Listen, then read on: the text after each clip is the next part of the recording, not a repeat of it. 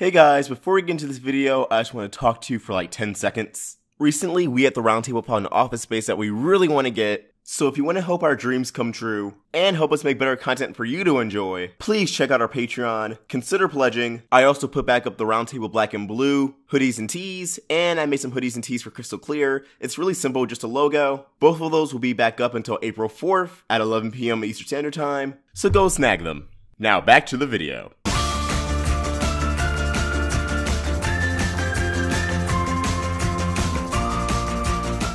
Welcome back to VoxBox. I'm your host, Ostrich Vox. So I spent this past weekend at ShittleCon, a convention a few hours away from my house. I had a lot of fun, met some fans, gave away some Steven Universe merchandise, and got to spend some time with some friends I haven't seen in a while, including Kelly Kirsten and Beat, aka Gotham Dream. Guys, they do Steven Universe cosplay. Beat was casual clothes Starfire, and Kelly was female Bill Cipher. But something Kelly said got me thinking.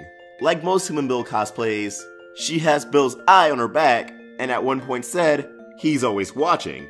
I'll be watching you! And somehow this planted a seed in my head, which brings me to another Gravity Falls topic on VoxBox. I know I'm still compensating for not making any videos when the series was still running. This time I have an idea for a series' third season. How to do it, the overarching story, the main antagonist, etc. Again, this all came to mind just from hearing He's Always Watching and Kelly's cosplay. This third season takes place 1 year after the events of Season 2's finale. It's been nearly 10 months since the events of Weirdmageddon, and Dipper and Mabel are back for another summer at Gravity Falls. Stan and Ford have yet to return from the global voyage around the world, and Suze is still doing an amazing job at running the Mystery Shack. And while it feels different to Dipper and Mabel, something else about the town feels off. While the usual residents like Sprout, Manly Dan, and the now married Sheriff Loves and Durlin are acting normal, some of the lesser known residents are giving Dipper and Mabel dirty looks. Sometimes the vibe they get from random strangers just seems kind of hostile, which is a really big contrast from last summer. But the icing on the cake is that outside the town, more and more mystical creatures are disappearing from the woods of Gravity Falls. Some of the gnomes have went missing. Unicorns disappearing out of thin air. All these familiar beings we've gotten to know in Gravity Falls are just dropping like flies. And with Stan and Ford gone, Ford can't investigate it. This is a mystery entirely up to Dipper and Mabel. One night while hanging out with Wendy and her friends, Dipper and Mabel noticed that one of the civilians that were hostile to them sneaking into the mall. Dipper, Mabel, Wendy, and their friends, of course, all follow into the mall and follow the sketchy person into an abandoned store that was long shut down. Keeping their distance, they stumble upon something shocking. Multiple people with short blonde wigs, a top hat, a triangular eye patch hiding one eye, the other visible eye with a golden contact in, wearing yellow vests with pyramid patterns, with white dress shirts underneath, black gloves, and a bow tie to top it all off. On the back, short little capes with Bill Cipher's eye on it. That's right everyone, Human Bill is canonized through a cult. The aftermath of Weirdmageddon has resulted in some traumatized citizens still idolizing Bill Cipher, still worshipping him as a god, although that part's not explicitly stated. They've also recovered Bill's corpse, the statue in the middle of the woods, and it's revealed they're the source of the disappearance of magical creatures, bringing it to the Bill statue as a quote-unquote offering. In fact, when we're introduced to the cult, which for convenience sake we're gonna dub the All-Seeing Eyes, they're moments away from sacrificing Schmebulok, our beloved gnome friend. Dipper, Mabel, and Wendy go in to rescue Schmebulok when the All-Seeing Eyes recognize them. What they identify them as is Pine Tree, Shooting Star, and Ice. They're symbols on the Zodiac. Not only do they blame the death of Bill on the three, but they want to capture them because they believe all the symbols on the Zodiac can be used to resurrect Bill, and they're not wrong. We didn't get to see what the Zodiac would have done in Weirdmageddon 3, but it's revealed there are different placements, different combinations that have different effects on Bill. The one we saw in Weirdmageddon 3 was the 618 order. That order is the one used to dispose of Bill, the one that would have eradicated him. However, the one that we see at the end of each theme song is the 816 order. That one is used to resurrect and power up Bill. See what I did there? Had to make that number important somehow. Can't be an Easter egg forever, not when I'm in charge.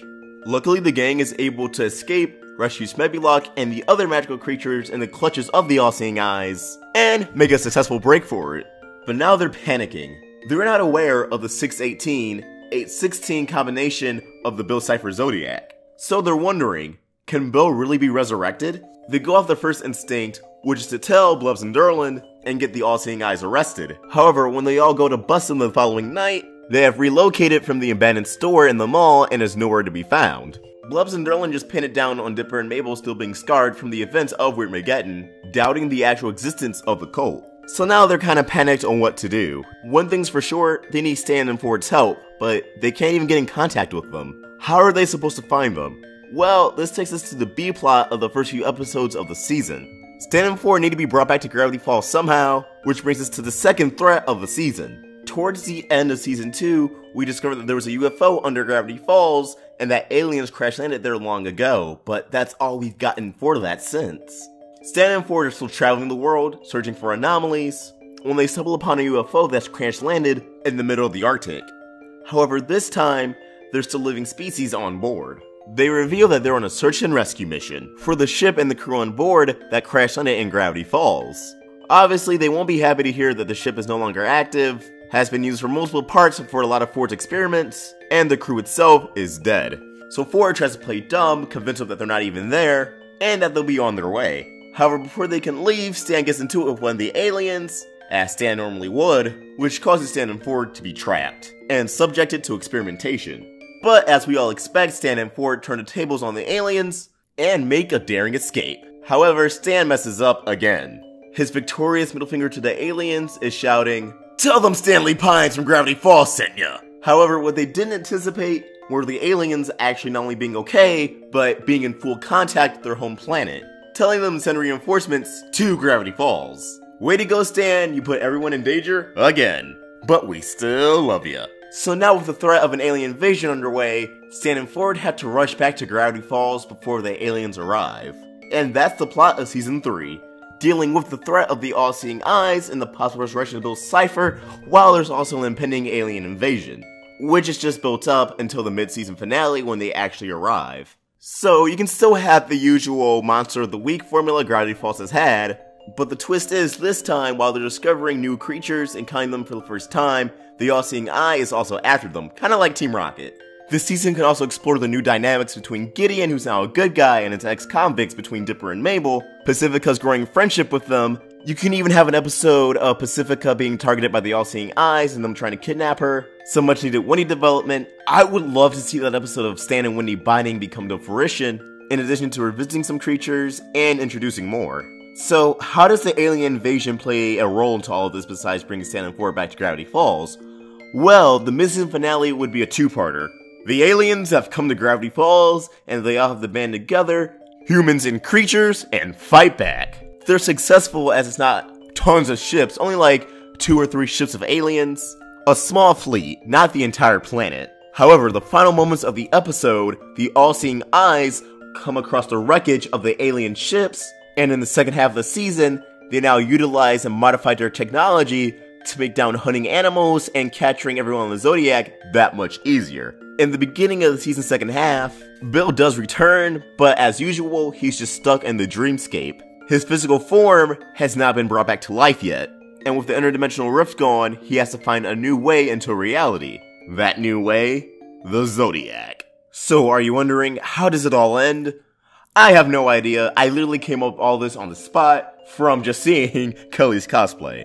But still, I want to know what you guys think of this concept of this scenario of a Gravity Falls Season 3. Ultimately, Bill still is the enemy, which I know some people won't agree with, but I truly can't imagine a Gravity Falls without Bill being the ultimate threat. And how would you guys do with Season 3? In the comments, let me know. Let's get a discussion going.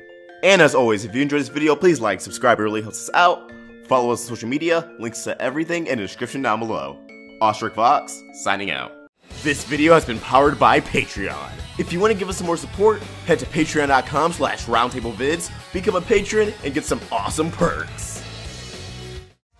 Thanks for watching another video on the Roundtable. If you want to get more involved with our community and watch videos from Let's Talk with Tom, VoxBox, and more, click the video right here. Or if you want to get some more of the animation goodness, watch some Crystal Clear or Meaning Monday, click the video right here, and please don't forget to subscribe.